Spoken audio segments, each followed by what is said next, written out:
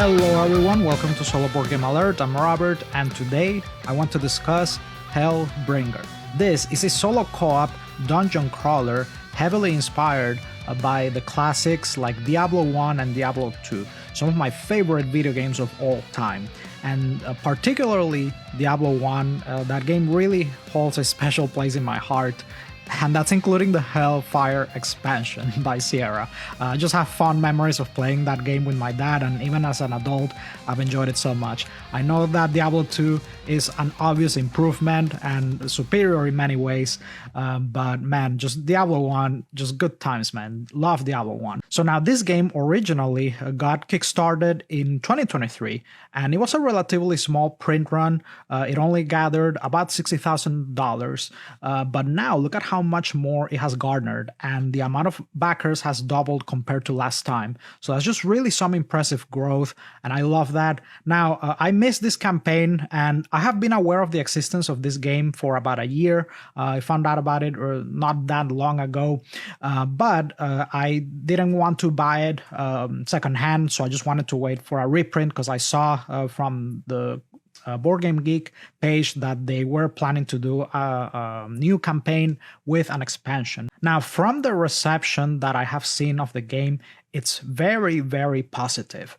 I've checked Board Game Geek comments, and I've checked some Board Game Geek reviews, and overall, there's just praise across the board for the game.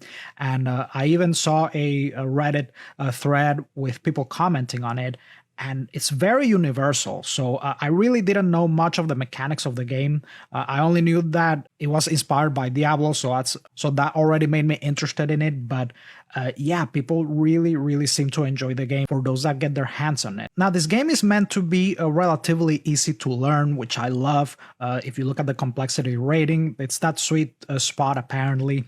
And I also browsed through the rulebook real quick. I didn't really read it in depth. I only skimmed through it, and it's only 32 pages, which is pretty small, which I appreciate. And a amount of the rules that are written here are for co-op, so as a solo player, you're not even gonna have to pay attention to that. So it seems like this game should be pretty easy to pick up. And it is a card-driven game, and there are some elements that it boasts. There's hand management, there's dice chucking, there's leveling up and whatnot. And one thing I appreciate about the game is the use of markers. There are a few games that use markers this way. One example is Hexplored. I actually really like the use of dry erase markers for handling your character's attributes in Hexplored. And I think this probably will work really well. Some people mind that. I personally don't. But yeah, you have your character, your inventory, some hand management. You have monster slaying. And apparently one of the mechanics that this game uses is there's rows of enemies, okay? That as you level up, you're going to increase your perception and you're going to be able to see more enemies, which I find interesting.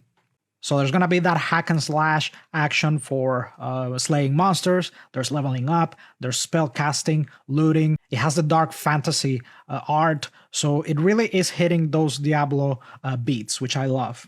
Now, speaking of the art, one thing to note is that the majority of the game is hand-drawn, but there is a small percentage of the game that is AI drawn, okay?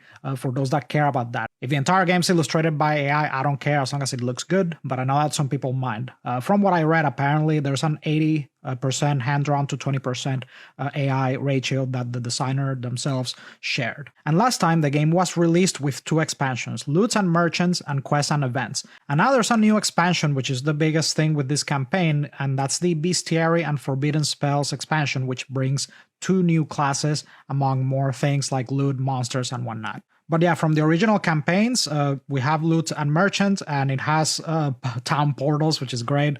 It's a staple of Diablo. I'm kind of shocked that that's not included in the core set personally, but there you go if you want that town portal element. And then you have quests and events. And then you have 3 mini expansion packs, which come in booster packs.